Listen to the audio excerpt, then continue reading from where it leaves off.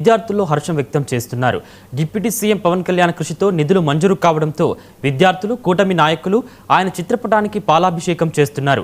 ఇన్నాళ్లు రేకుల చేతులలో ఇబ్బందులు పడుతూ విద్యాభ్యాసం చేసిన విద్యార్థులకు పక్కా భవనం మంజూరు కావడం వరంగా మారిందన్న Janasena Eluru incharge, AP SRTC Vijayawada region chairman Reddy అప్పలనాయుడుతో మా ప్రతినిధి విజయ్ ఫేస్ టు ఫేస్. ఎన్నో దశాబ్దాల కాల ఏలూరు డిగ్రీ కళాశాల నూతన భవనం అనేది అది ఈ కూటమి ప్రభుత్వంలో శాంక్షన్ అయిందని మనం బహాటంగానే చెప్పుకోవచ్చు.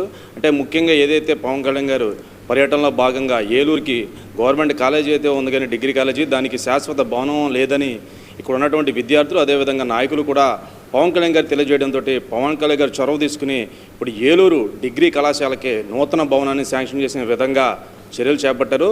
అదే దానిలో భాగంగా ఈరోజు ఏదైతే జరిగిందో దాని గురించి మాట్లాడడానికి మనకి ఏలూరు ఇన్ఛార్జు, జనసేన ఇన్ఛార్జు రెడ్డి అప్పలనాయుడు గారు, అదేవిధంగా విజయవాడ ఆర్టీసీ రీజన్ చైర్మన్ గారు కూడా మనతో ఉన్నారు. ఆయనతో కలిసి మనం మాట్లాడదాం. సార్ చెప్పండి సార్, ఇప్పుడు ఎన్నో దశాబ్దాల నుంచి డిగ్రీ కళాశాల అయితే ఉంది, కానీ దానికి శాశ్వతమైన బిల్డింగ్ లేదు. ఇప్పుడు పవన్ కళ్యాణ్ గారి చొరవతో ఏలూరులో నిర్మించబోతున్నారు. అది ఎలా ఉంది మీకు చెప్పండి.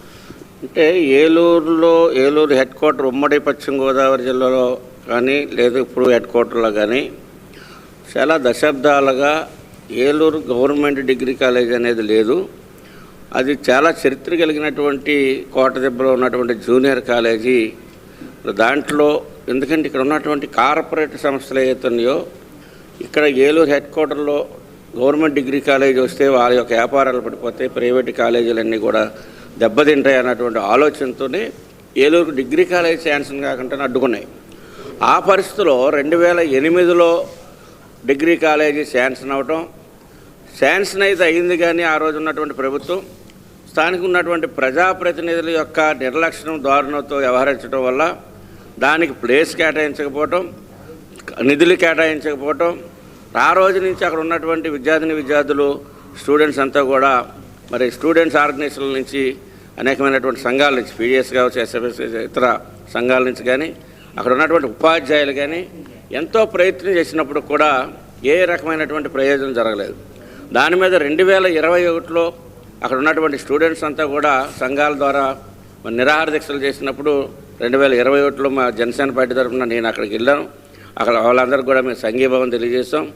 ఈ తరుణంలో తర్వాత 2003లో కూడా వాళ్ళు పవన్ కళ్యాణ్ గారి దృష్టికి తీసుకురావటం, 2023లో తీసుకొచ్చారు. 24లో వారాహి యాత్ర జరుగుతున్న సందర్భంలో ఏలూరులో ఉన్నటువంటి ప్రధాన సమస్యలు ఏంటని అడగగానే మేము కూడా పవన్ కళ్యాణ్ గారికి విషయాన్ని తీసుకెళ్ళాం.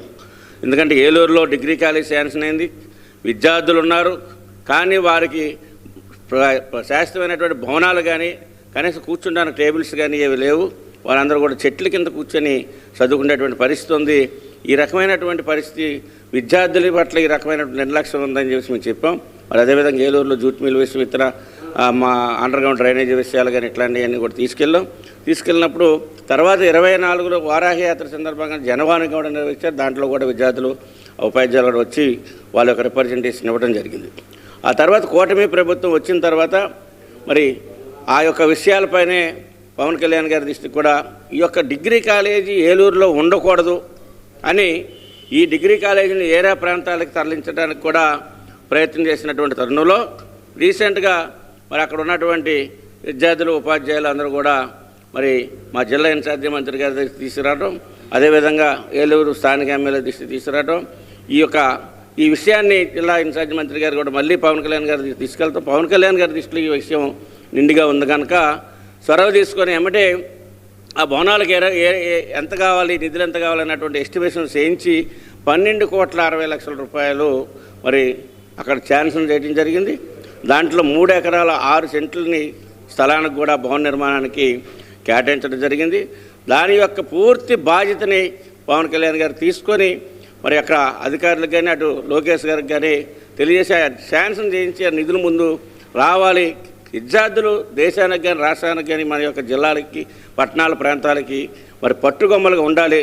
రేపు రాబోయే తరానికి వాళ్ళే మానవ వనరులుగా వాళ్ళే ఈ రోజున సమాజానికి కావాల్సినటువంటి వ్యక్తులు కనుక వారికి నైపుణ్యం కలిగినటువంటి విద్యార్థాలంటే వారికి కావాల్సినటువంటి సౌకర్యాలన్నీ కూడా మనం అందించాలి. శాస్త్ర బిల్డింగ్స్ కానీ, ల్యాబ్స్ కానీ, ఇన్ఫ్రాస్ట్రక్చర్ అంతా కూడా మనం క్రియేట్ చేయాలనేటువంటి ఆలోచనతోనే మరి 12,60,00,000 రూపాయలు మరి పవన్ కళ్యాణ్ గారు బాధ్యత తీసుకుని ఆ యొక్క గ్రాంట్ని శాంక్షన్ చేయటం, ఆ విద్యార్థులు అందరిలో యొక్క మంచి ఆనందాన్ని మొన్న మేము చూసాం.